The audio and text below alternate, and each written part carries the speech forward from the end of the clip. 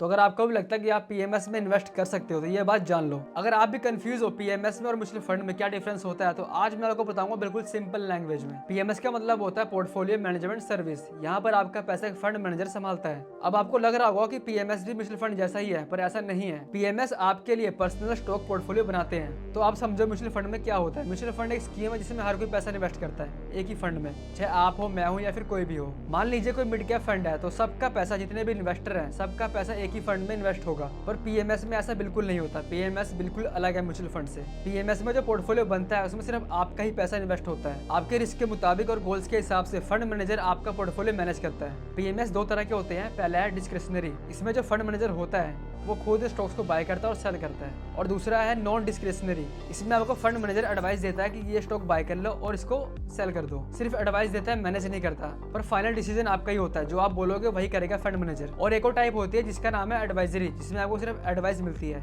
सिर्फ गाइडेंस। अगर आपने भी पीएमएस में इन्वेस्ट करना है तो आपके पास 50 लाख रुपए होना चाहिए। एक बात और, म्यूचुअल फंड के मुकाबले पीएमएस में बहुत ज्यादा रिस्क होता है, पर इसमें रिटर्न्स काफी हाई मिलते हैं। और सबसे बड़ी बात, पीएमएस में जो भी स्टॉक्स बाय होते हैं वो डायरेक्ट आपके डीमैट अकाउंट में आते हैं, जिससे कि आपको पता लग जाता है कि मेरा पैसा किस में लगा है, किस कंपनी में लगा है। तो गाइस, अगर आपके पास भी कैपिटल ज्यादा है और आपको चाहिए कि अपना पर्सनल पोर्टफोलियो, तो आपके लिए सबसे बेस्ट ऑप्शन हो सकता है पीएमएस।